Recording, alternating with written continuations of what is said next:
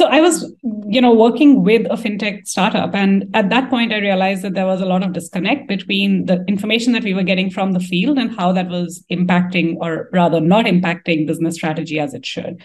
And so that's kind of where the idea for Wingman was born. And so I founded it in 2018 along with two tech co-founders. We were always very, very bullish on the fact that this space was just ready for disruption. There was just so much happening, both from the perspective of how behaviors were changing around people being willing to do many more virtual meetings. Of course, all of that got tremendously accelerated with the pandemic. And secondly, from a tech perspective, where we were noticing that, just transcription, video conferencing, all of that technology was becoming so much better. I think we were lucky to have found that right mix. Yeah, cool. So in a nutshell, what does Wingman do? How would you explain it to the uninitiated? Yeah, so Wingman, it records all of the sales conversations across emails, calls, video meetings, and then it does two things. One is in real time, it's using that information to give feedback to the salesperson. So it could tell the salesperson like, hey, you've been talking nonstop for the last 3 minutes. Do you want to pause, take a break, ask a question? It could also give them information. And then the second part of it is because now it has all of this information, it transcribes it, it makes all of those calls searchable, which in itself has tremendous value. But then when you start aggregating that up in terms of workflows and, it can help with coaching salespeople. It can also help with much better pipeline reviews and inspection. Because this deal might be at risk because they've been talking a lot about competitors and about pricing negotiations, so things like that. And so then aggregating all of those signals in terms of actually telling what type of things are early indicators of deals that might be at risk, or general coaching principles that might be useful. Because sometimes people just believe that, oh, I need to change 35 different things to become a better seller. And then if you start with a list of 35, you're probably not going to get anywhere. So just helping people focus on what are the most impactful areas. Oh, wow. I remember I've run sales teams in my life. And at one point I ran a sales team of about 30 people. And my goodness, to have had this back in the day, I think it would have been an absolute game changer for me. And obviously game changer still today, but I just, I spend less time managing salespeople than I used to. And, I guess one of the things that always stands out as a person who's been in sales a lot is, you line up 10 salespeople in your team and they could be radically different in terms of their performance. And it's always hard to sort of understand why are these one or two people really, really outstanding performers versus the middle of the road and I guess the bottom quadrant. What are those differentiators? And as you said, what are the one or two things you could tweak as opposed to the 30 things that you picked up on that probably need coaching? So I can see huge value.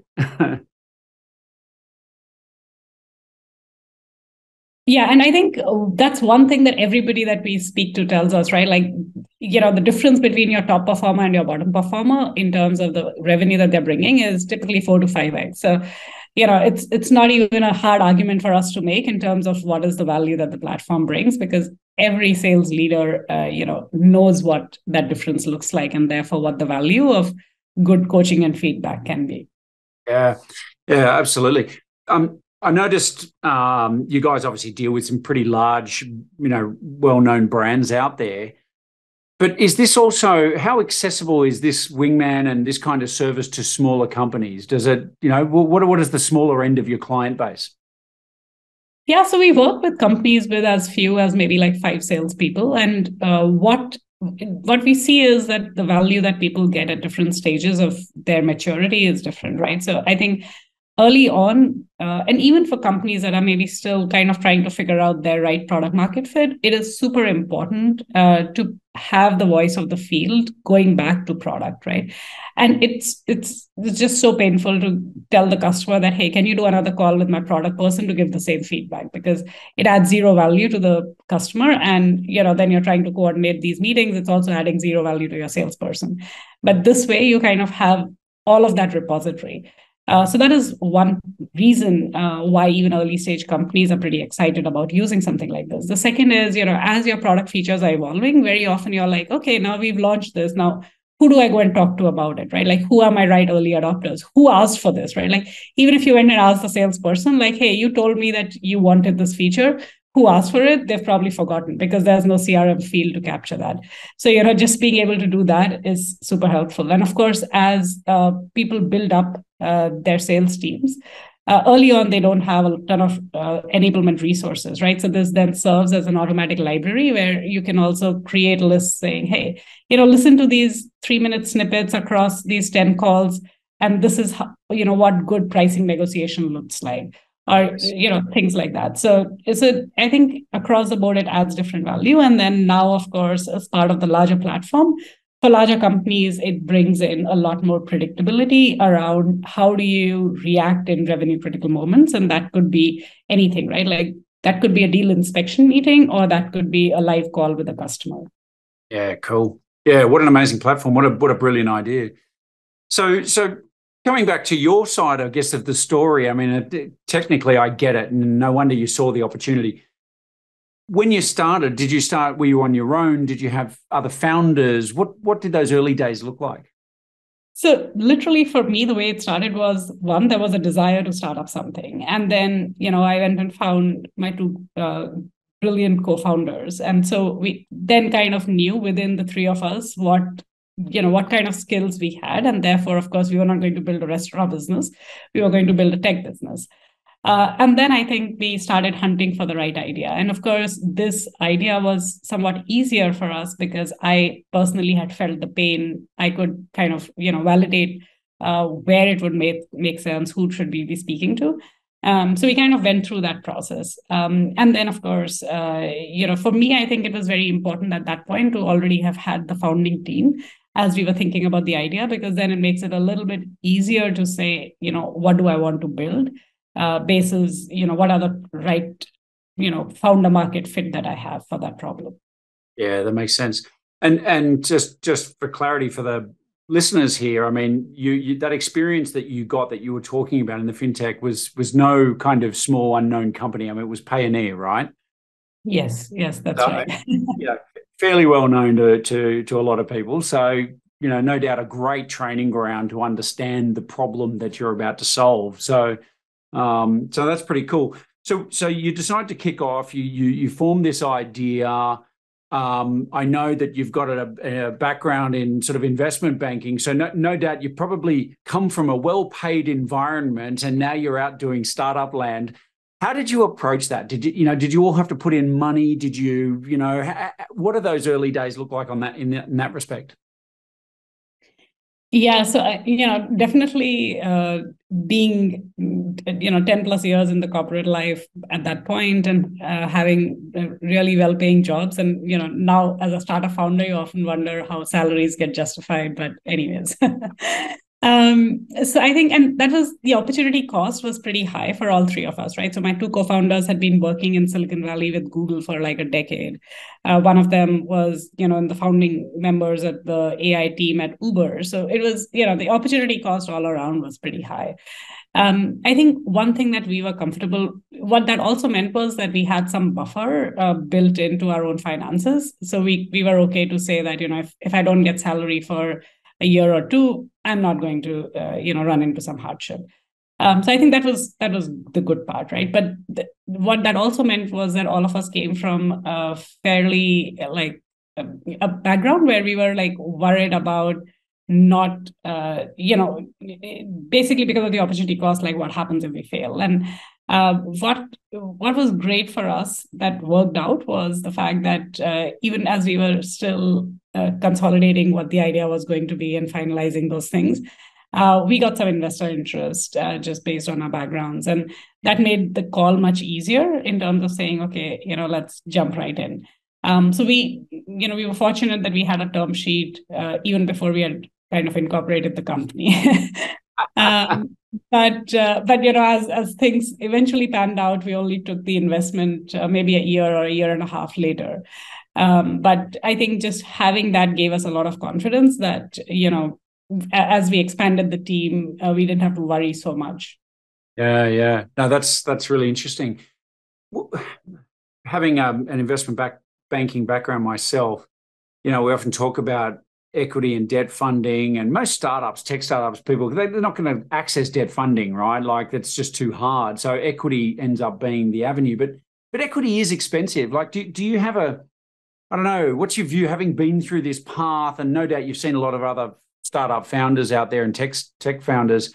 Do you have a view on when is a good time to seek investment, or how they should approach it? Or, I mean, it's such a gray area on how people should approach it.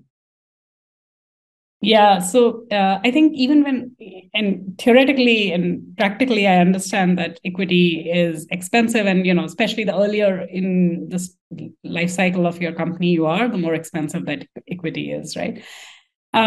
So if I was in fact speaking to another founder, and we happened to know each other from college and bumped into each other at the investor's office while we were kind of going through the motions, and this person was a couple of years ahead of us in the journey.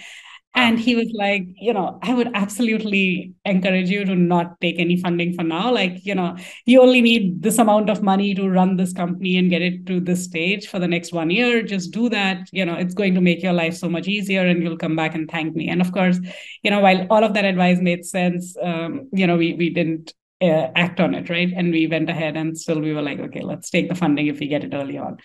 So I would say that, yes, practically their advice makes a ton of sense, right? Like if you can actually bankroll the company, get it to some stage of validation for a year and a half, then, what you're looking at in terms of valuation can be significantly different. And therefore, what that gets you, right, is significantly different. And I think very often people don't realize how, if they dilute themselves too early, too much, how that can impact not just what they might get out of the company when they're trying to sell the company, but what they might actually run into is also that some very good investors might not want to come in the later rounds because they feel that the founders don't have enough skin in the game, right? Like very often you hear stories where after like 3 rounds of funding, the founders own like less than 15% of the company. And at that point, the investors begin to worry that if you only own this much, then, it's not that different from you going and like taking up a job.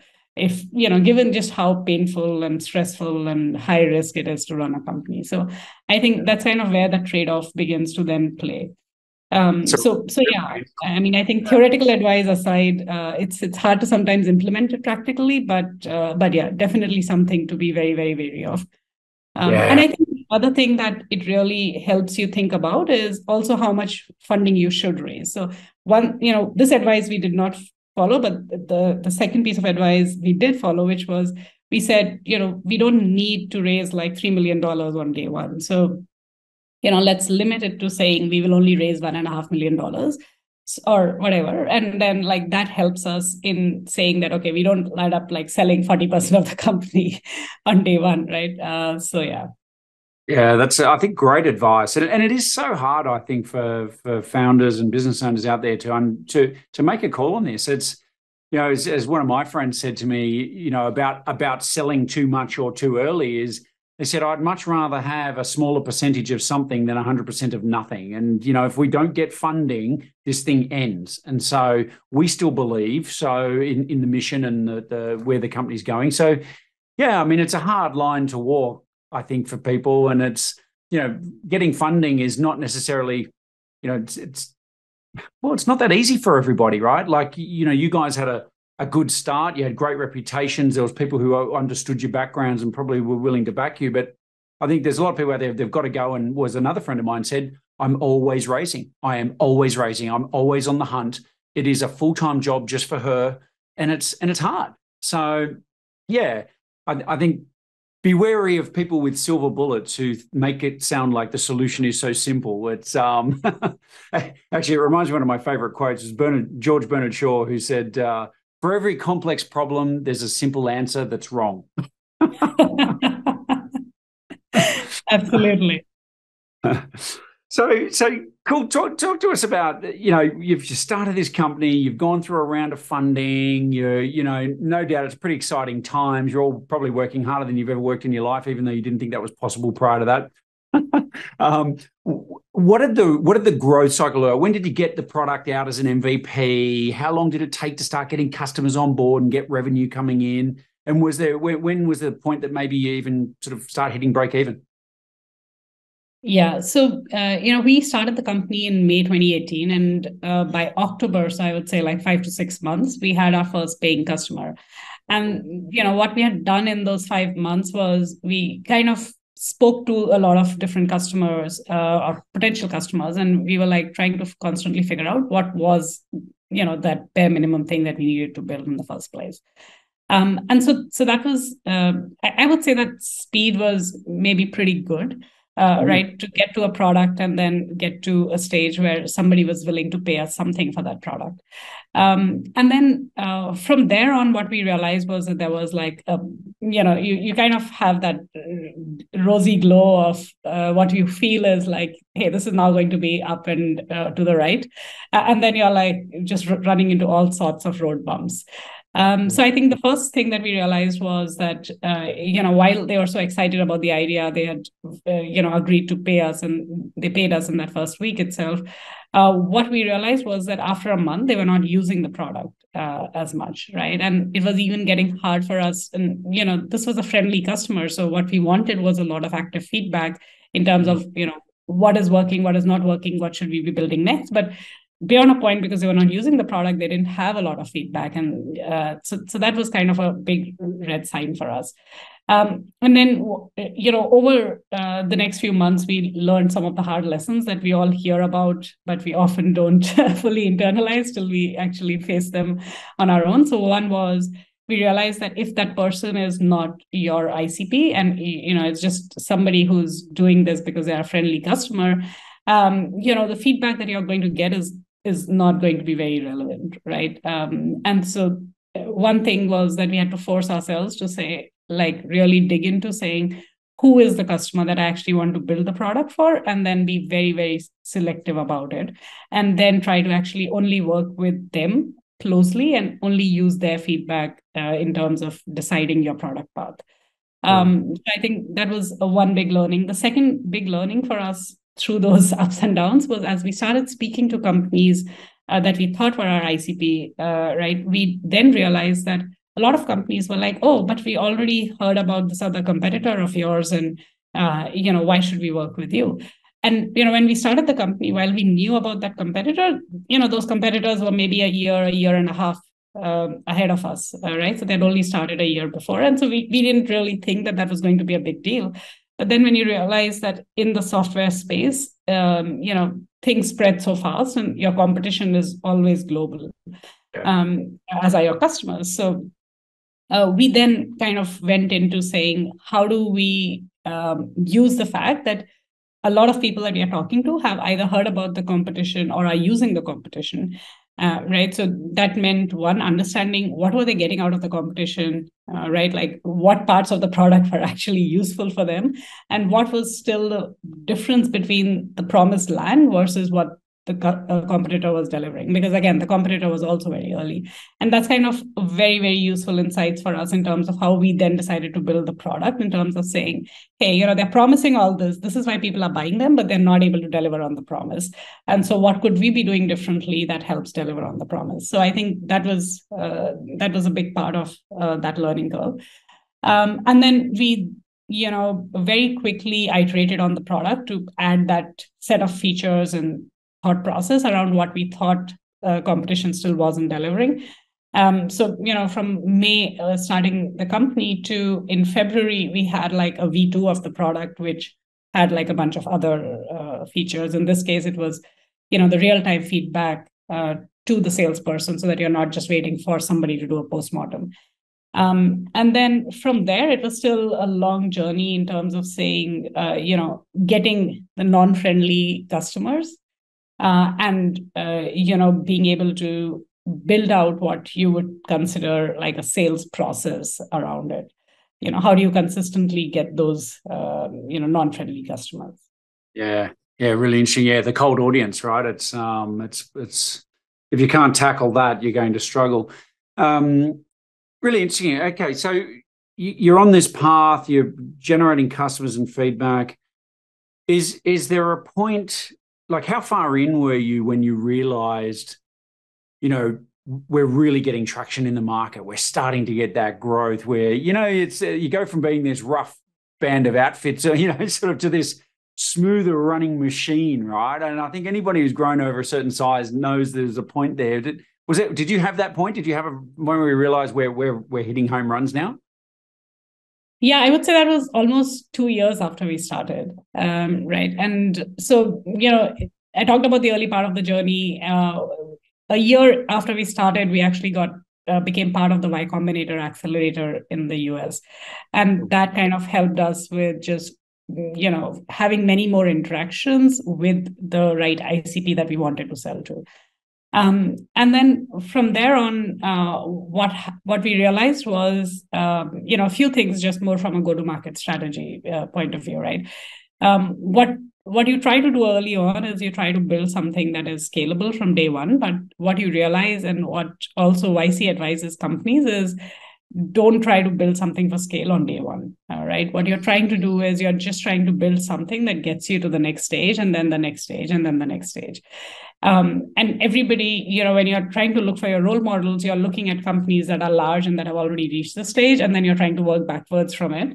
But what you don't realize is that's completely not relevant to your starting point right now. So I think that was kind of what a big breakthrough for us was realizing that the first thing that you need to do to be able to sell to anyone is to have some sort of a trust with them. Now, in the early days, that trust could come from using your network or your network's network, and that's completely okay. Right? You don't have to start with doing Google ads on day one to say I'm going to get 100 customers.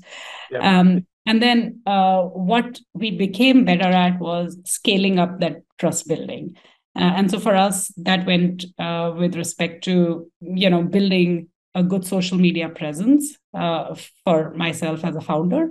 And then also building a good presence with the ecosystem. In our case, it was basically sales leaders by being present on content that they are hearing, right? So, whether that's ebooks or podcasts, and that really helped us in building a good brand, at that level. And then that brand helped us in actually begin to get some traffic and also begin to build trust with people that we were already reaching out to.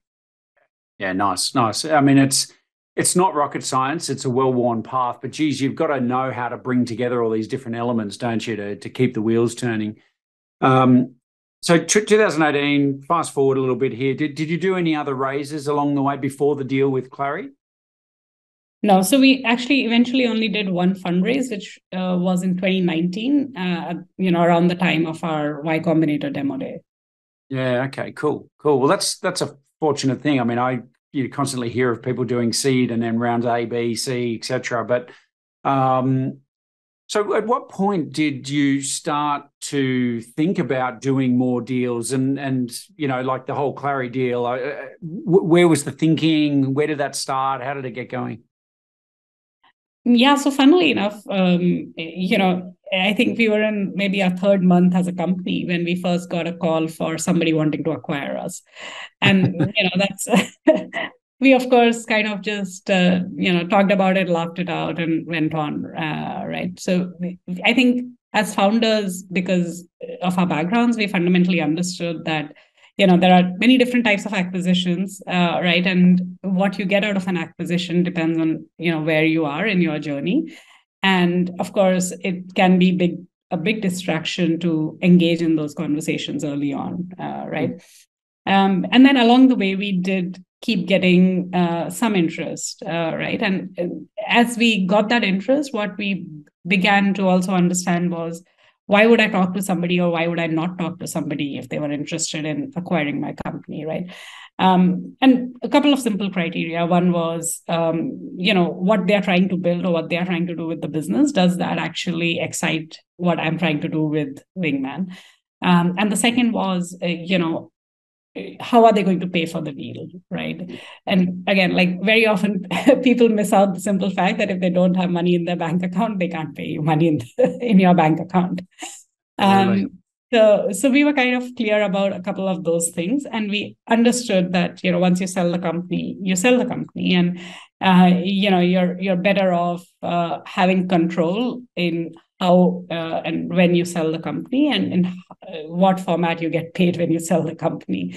Right? If you're getting paid in a currency that is not really meaningful to the rest of the world, and you have no stake on influencing the value of that currency, then you're probably that's not something that you want to be doing if you have the choice, of course. So I think those were kind of a few things that over a period of time we were able to get comfortable with just among the founders, because we had this drumbeat of people reaching out once in a while and saying they were interested in acquiring the company. And I think the third piece of advice that we got, which was very useful, was that somebody, a YC founder partner told us that, unless you're serious about it, don't try to get a number on the table, because once there's a number on the table, there is a number on the table. And, every time in the future, you're going to have that number in the back of your mind as you make decisions. So I think that was also useful advice, because one, getting to a number, actually people don't realize, takes work, right? And it can feel very exciting to get to a number, but if you're not really serious about it, then it's just a big distraction, and it's also a distraction for the rest of your journey as a startup. So I think those were some of the basic things. And then but I think along the way we knew, right, like what type of buyers existed. And that was both because of the background that I had, but also because as we got all these offers, we began to bucket it into saying, these are the strategics, these could be the financial type of buyers. Among the strategics, these are the different types of companies or spaces that have some sort of synergy with us. And, for this space, this is the synergy, and therefore this is how they would view this or how they would value this. So we kind of had a rough map of this, and especially given how fundamental our space is, we knew that the types of buyers from a strategic standpoint were going to be, like at least 7-8 different buckets. So I think we were kind of fortunate to have some of that understanding. Yeah, that's very cool. Very cool. I think you're spot on. And we talk a lot about strategic acquirers, financial acquirers. It is a little different in the tech space, I find, compared to your more traditional businesses that are perhaps even more established and doing, more traditional sort of styles of work. But it's it's still, I think the principles are still very much relevant. One of the questions I had, before we kind of get into the process of selling, I was just curious. I mean, you had 3 founders, of course, including yourself. And one of the big issues I see out there is when there's more than just one founder or more than just a husband and wife or 2 partners, it can be quite a dynamic in the relationships. And sometimes people are older or younger at different stages of life. They come from different places. They sometimes just want really different outcomes. And that whole kind of personal element and how we all pull together around a unified goal can be quite a challenge for a lot of founders and business owners that I see. How did you find that? I mean, were there areas of discussion, when you start talking about exiting, that you maybe weren't aligned or that you had to really work through as a team of founders? Yeah, so I think one thing that I probably didn't realize, and again, this was advice that I got from somebody when we were not even thinking about selling the company, was that, the decision to sell or not sell is not based on, some magic number out there, right? It is, at the end of the day, a very personal decision to the founders. And therefore, it's very important to know why somebody is doing a startup and, what is it that they are looking to get out of actually building that company. And to constantly keep testing that, because that might evolve, right? Like, anything could happen, right? Like my ambition might grow and I'll be like, if I don't take this to IPO, I don't want to, it's not worth it for me. Or somebody else might be like, I'm too tired and, I have these personal commitments and I would love to be able to move on and do something else, or, just take a back seat. So I think it is very important to know that all of those drivers are completely personal, right? And there is no one perfect answer, right? So you also have to have the empathy to say that, just because this is the right answer for me doesn't have to be the right answer for somebody else. Right. We were kind of lucky in the sense that the three of us were at very similar stages in our life. We'd all graduated from college the same year, even though we didn't know each other before we started building the startup. Right. But from a family and a personal perspective, we were kind of at the same stage broadly. What we did do, even before we started the company, was we actually sat down and wrote down like a few questions that we answered in parallel, which were around saying, why are we starting up? What does success look like? If this thing is not working out, what is the time that I'm willing to give myself? How much money am I willing to invest out of my personal pocket into this? So just that was something that, as a starting point, we were like setting base with. But then, of course, 4 years down the road, when the economic environment has changed, the company has changed, everybody's perspective also evolves. So I think it's important to appreciate that the answers that somebody wrote back then might not still be applicable. So I think we did have that experience of having those discussions and saying, is this the right time? If we don't sell, then what happens? And of course, creating a space where one person doesn't feel that they are being compelled to do something because the other people are interested in doing it. So I think there was definitely a lot of intense discussions around understanding, just being able to say, okay, this is one path. What do the other paths look like, and what that might mean personally for each of us? And then I think being open to understand that there could also be multiple different combinations. Eventually, we all are aligned on the same page, but I agree that it's a process, and it's a very personal journey and process. Yeah. Thank you for sharing that. It's such as you said, everything's so personal. It's such a unique journey. You bring three individuals who are quite unique together and on a different journey. That journey is so unique, and it's the problems and challenges you face and timing and all these sort of things come into play. So I love what you said about even those needs and desires evolve, and I think being sort of inflexible around some of that stuff is where I see a lot of relationship breakdowns. And it's sad because they started out so well, and just sometimes they can't even pinpoint where things started to go wrong. So I think having that kind of open mind, clearly why you guys have been able to get where you are today. So congrats on that. I think it's you've weaved some of the most difficult challenges, being the human ones, through this process. Speaking of humans, I heard you say a few times, now that you took some advice, or you heard advice. You may not have taken it, but you got advice. How important is it, I guess, as not just as a founder, in a startup, but just in business in general, to have mentors, advisors, people around you? And do you still have those type of mentors today? Yeah, so I think when I started the journey, I was probably a lot more self-assured that you've done some stuff, and then you can kind of walk the path. But I think over a period of time, what I realized was that if you don't seek out the right type of advice, then you are actually setting yourself up for a lot of pain, right? That could be easily avoided, right? So if somebody's already learned the lesson that, what happens if you raise money before you have an idea, then you might as well at least know what that lesson was, right? And so that, you might not take that advice per se, but you might at least have that background as you make your decisions.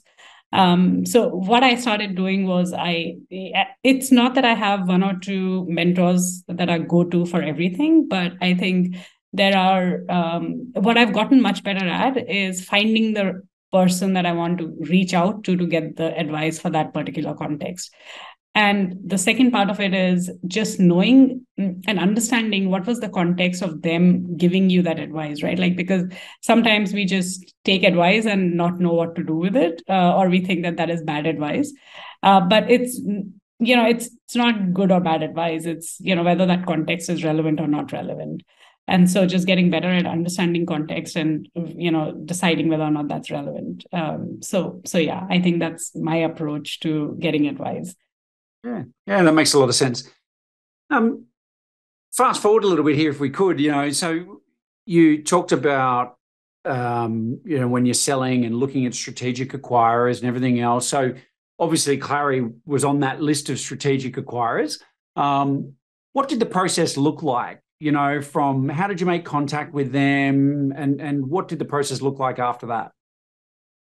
Yeah, so this was actually an inbound for us, right? So, and again, at that point, we were not looking to actively sell the company. And it just happened that within like a couple of weeks, we got interest from 2, 3 very different looking players. And we were like, maybe there is something there. Maybe, there's something happening in the space, and maybe we should just dive into it a little bit. So that is kind of how the conversation started. And I think for us at that point, we were like, if we have to be serious about this, we have to make sure that we are doing ourselves, justice, and not just going with the first person who comes along, right? So at that point, we were like, now is if we are serious enough, then let's go and do the due diligence. Let's go and look at what the other strategics look like, and actually have those conversations before making our decision. Clary, of course, ranked very, very high in terms of, my first criteria, which was what do they want to do with the business and how does that align with what we were looking as our future path.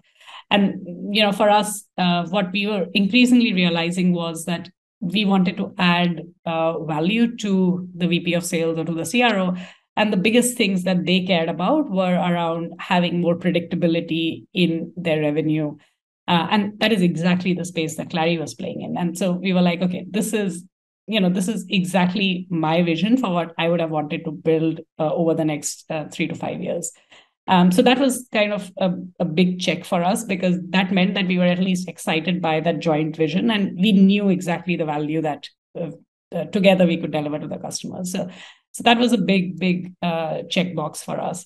And then, of course, as we looked at all of the other strategics, what was very interesting was that we actually had a phenomenal success rate with having a first conversation with all of those companies within the first 10 days of us actually reaching out to them. Right. So I made a list of maybe around 12 companies which met certain criteria. And then like 80% of them replied within like 24 hours and said like, yeah, I would love to have a conversation. And then, we were able to set up time within the first week. What that did was it gave me confidence that, one is, what your options look like, but two, it also gave me confidence that, our belief that maybe something was happening in the space with respect to consolidation was true. And, there were all of these players who were also interested in looking at this, and which kind of increased our confidence in saying that maybe, this is the right time for us to sell, because, if you tried to sell the company 2 years later, maybe the environment would look very different. So I think those were just things for us to validate from a founder perspective. And, of course, if you have more interest, right, it's always the price is never based on, a particular number, right? It's always based on the supply and demand of things. So, yeah. Just to reiterate that point, you made there, which I think is so important, is that the timing, right? If you're in an environment where there's a lot of buyer activity and interest, sometimes you may not feel like it's the best time internally to sell, but the market is telling you this is the time to sell.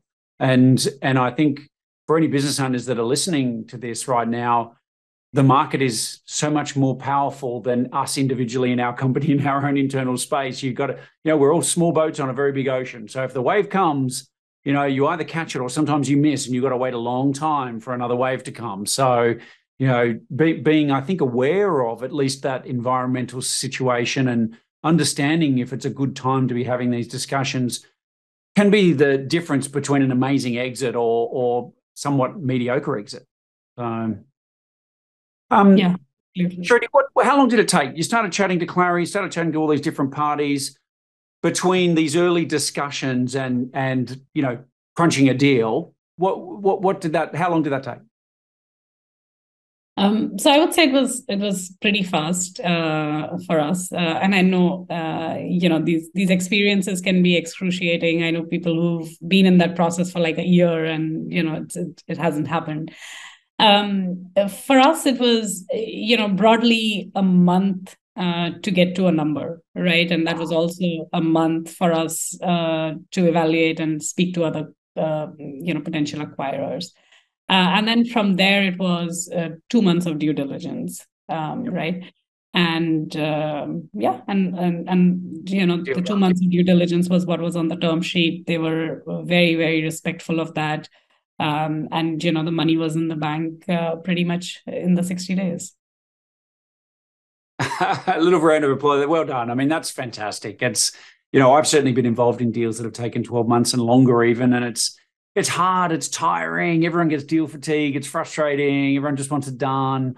But I think there's a couple of elements I'm picking up here from your story, and that is, one was your actual readiness. Even though you might not have been thinking about going to market and doing a transaction, your experiences in the past, even being in investment banking, but your experiences in the past, I think, by the sounds of it, put you in a state of at least mental preparedness. You understood the process. You understood what were the key factors to you if you were going to go down this path.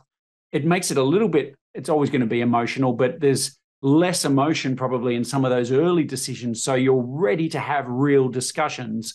And I think when you combine your level of readiness with clearly the buyers you spoke to, I mean, these are all global players. I mean, we've sold software companies. The buyers who are large software aggregators, they've done this so many times that there's such a well-worn path, and they know what kills deals, and it's time, and it's being silly and negotiating too hard around the fringes, except instead of focusing on value, right? So that's a fantastic outcome. I mean, congratulations. I think it's an example for anybody listening to how you can really do this and do it right. So well done. Yeah, and I agree that, I mean, there is definitely some level of preparedness that goes into it. And the second part of it is just having the right set of advisors who can tell you what are the things that might trip this up, right? Like, what you don't realize is, like, do I start with just this list of 100 due diligence questions, or are there things within this that are actually going to take me more time, or they're going to require me to create preparedness among my team or something else, right? So I think that definitely is super important. And so yeah, if you can speak to people, or if you have formal advisors who've walked that path, it can be a game changer. And I agree. I mean, I think sometimes people just bring their egos into the room, and then they realize that they want to negotiate everything, and it's like either my way or the highway, and then that doesn't work very well. And I think that applies to both parties. And then I think the third part of it is not very different from doing a good enterprise sale, right? Like, you need to understand who the different actors are and what roles they are playing, and how do you support them in their roles. So yeah, I think all of that, just having a little bit of a sales perspective to an M&A can also be very, very helpful. And I think, for us, we were fortunate that there were things outside of both the companies that were kind of defining the timeline, in the sense that already a PR that was planned for a certain date, and then that became the forcing function for everybody to get stuff done around it. So either if there are events like that, or if you can create events like that, then that's a good hack. And that's what somebody told me, right? Like, they told me that they were they went and, so they were a seller on a large deal, and they went and told the buyer that, listen, I have vacation planned for so and so date, and I'm going to go and propose to my girlfriend during this vacation. So if you want your deal done, get it done before this. Otherwise, I don't know what's going to happen. Yeah. And that became the forcing function. And so there might be a date, or you can create a date and an event, and hopefully that that helps everybody bring only the right issues to the table when you're negotiating. Otherwise, a 100-page document can be negotiated for at least 300 days. Yeah, oh, indeed. I love it. Yeah, you need a deadline on these things, and if you need to create a reason, good on you. I think that's very clever. Shruti, I know we're cognizant of time here. I do want to ask you one question that I love to ask all my guests is what is their definition of success? But before I put you on the spot and ask you to answer that, are you okay if people want to reach out, if they wanted to message you or anything like that? Is that okay for them to do that? Yeah, absolutely. I think paying it forward is one of the things that I believe I've learned a lot from, through all of the advisors and the good and bad advice that I've received. So happy to share my good and bad advice with people who might be in need of it. I'm pretty active on LinkedIn, so that's probably the best way to reach out to me. You can just search for Shruti Kapoor and Wingman or Clary, and hopefully I'm the only one who shows up. Yeah, brilliant. Well, look, we'll put your LinkedIn profile into the show notes so people can access that. And as I say many, many times on this show, please, if you do reach out to Shruti and send her a LinkedIn message, please don't just send a random connection request. Like put a little message in there. Maybe let her know that you heard her on the podcast so that she has some context. And we're all humans here, so let's be nice and normal and communicate properly. Very good, very good. So, Shruti, do you mind if I ask you what is your definition of success? That's a tough one, but I would say that maybe it's today what I feel is that it's reducing the gap between your expectation and your reality, and using that to create happiness for yourself. Because I think the expectation and the reality are both going to keep evolving. But if you want to have the opportunity to be successful in whatever stage you are in, then I think that's a good framework to think about it. Yeah, that's fabulous. Thank you so much for sharing that. Thank you so much for coming on the show. I really appreciate your time and sharing your story. We're going to put in some links there for Wingman and Clary. I know I've been poring over the website there because I've been blown away with what you guys are doing. It's a changing world, right? I think everybody's talking about everything from AI to you name it. So, if you're running a business out there and you have a sales function and you want to know how to improve it, then do yourself a favor and go and start looking up Wingman. So, Shruti, thank you so much again for your time. We really appreciate you coming on the show. Thanks, Simon. All right. And for those listening, thank you so much for joining us again on the Buy, Grow, Sell podcast. We've really enjoyed having you, and I hope you've enjoyed hearing from Shruti as much as I've enjoyed chatting to her. I think there's been so many insights in this story, and please join us again for the next episode. Thanks for listening.